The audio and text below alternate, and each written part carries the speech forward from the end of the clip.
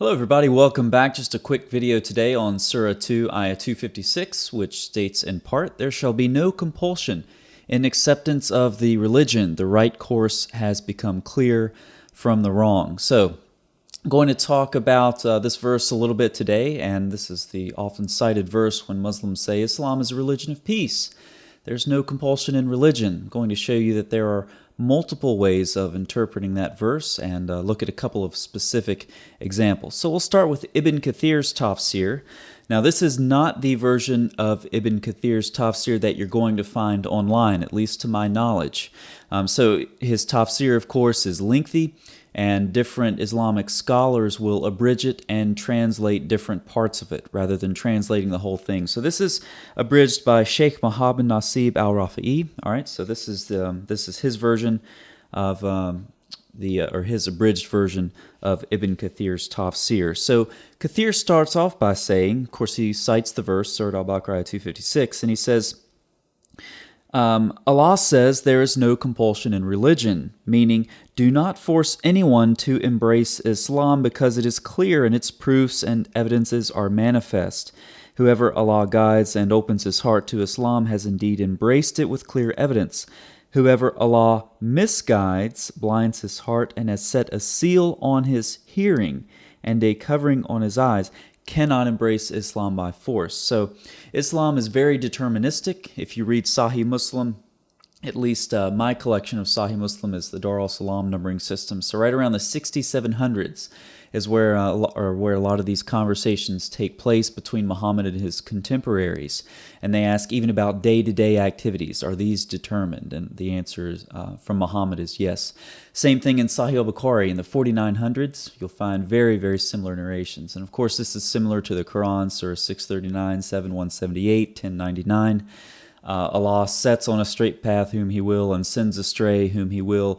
Allah could have made the whole world Muslims, but decided He didn't want to for whatever reason. So even down to the day-to-day level, your activities are determined by Allah. The ink has dried, as Muhammad would say. And I think that's what Kathir's getting at here. There's some theological messaging. You can't compel anyone to accept Islam, not because you're supposed to be nice to everybody, but because Allah has decreed who will and who will not accept Islam, and so you can't overturn Allah's decree. Okay, so that's the first part. I think it's a lot more theological than many Muslims would like to interpret it. So Kathir gives two reasons that this ayah was revealed, and of course they conflict. It's funny how much corruption there is in the early Islamic sources. They can't even agree on why ayah 256 was revealed here. One of them is that there was a vow that some people had made to convert their children to Judaism. And upon this, the ayah was revealed, there's no compulsion in religion. Another option that Kathir states is that there was a man who was a Christian, or actually had two sons who converted to Christianity, but he was a Muslim. So his question was, should I force my sons to convert to Islam? And Muhammad said, no, there's no compulsion in religion. Now, neither one of these are relevant for Kathir because he states, this verse is abrogated by the verse of fighting. Okay, and he quotes Surah 48:16 and Surah 9, of course, 73 and 123.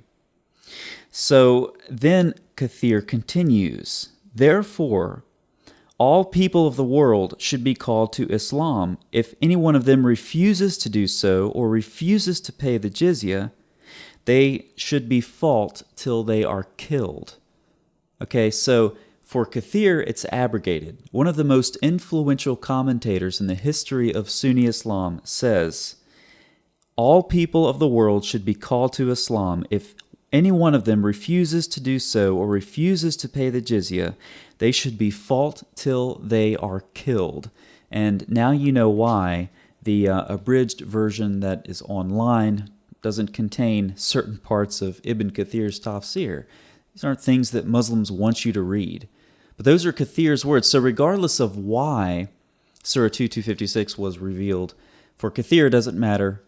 It's abrogated by the verses of fighting.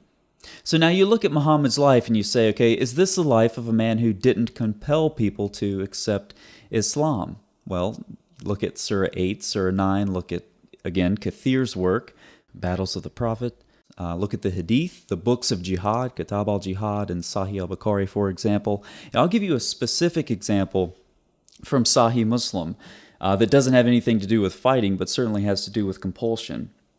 So again, my copy is Dar al-Salam, and in that numbering system, it's 4589. For other numbering systems from Sahih Muslim, it might be 1764. So basically, there's this man called Thamama, and he is brought to Muhammad, and he's tied to the pillars of a mosque. Muhammad comes out to him and says, "What do you have to say?" And he says, "If you kill me, you will be the one who has shed blood. If you show me kindness, you'll be the one showing kindness. If you want money, then ask, and it will be given to you." Muhammad doesn't like that answer, so he comes to him the next day. The man is still tied to the pillars of a mosque. The same conversation happens. Muhammad's still not happy. Comes back again the next day. The man has been tied to the pillar of the mosque for 3 days at this point. And then he's released. He goes into the mosque and he recites the Shahada after being tied to the pillar of a mosque for 3 days. Now, you can say that's not compulsion. Not really sure how you would get there. Then, in a rather comical twist, the man goes back to Mecca, and someone says, "Have you changed your religion?" And he says, "No, but I submitted to Muhammad." So he takes the Shahada to make Muhammad happy. He's untied from the mosque, and then he goes back and clarifies that, no, he just submitted to Muhammad. Okay, so this is sort of a model that Muhammad followed, okay? And as he expanded the Islamic State, this is the model that they took on. They didn't necessarily force people to convert to Islam. Indeed, sometimes that wasn't always the goal, because the jizya is actually more than zakat, right? So if the Islamic State needs financial support, you can't just have Muslims paying zakat. You need the jizya as well, at least in Muhammad's context. That's why Surah 9 was revealed, as Ibn Kathir clearly states in Battles of the Prophet. So when you look at Muhammad's life as a whole, how does this no compulsion in religion thing play out? Well, Ibn Ishaq gives a great example of this. You think about this no compulsion in religion. If you don't want to say it was abrogated like Kathir, there are plenty of other options.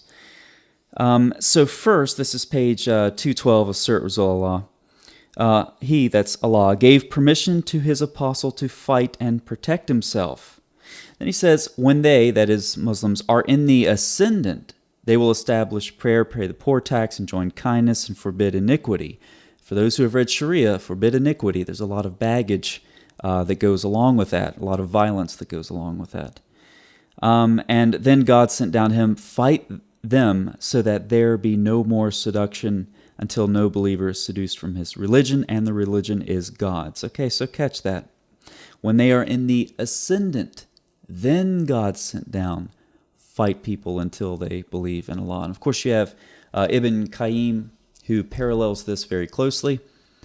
For 13 years after the beginning of his messengership, he called people to God through preaching without fighting or jizya. Later permission was given to fight. Then he was commanded to fight those who fought him. Later he was commanded to fight the polytheists until God's religion was fully established. Very, very close to what we just heard from Ibn Ishaq there. So you have 4 stages. First, it's preaching. No compulsion. Your religion is yours, my religion's mine. Everything's good. Then there's the permission given to fight defensively. Then the command to fight defensively. And then finally, you are commanded to spread the Islamic State by force. But again, this is not in conflict with no compulsion in religion, because you're not forcing people to accept Islam. You're not trying to overturn Allah's decree for who he has decreed will be a Muslim and who won't be.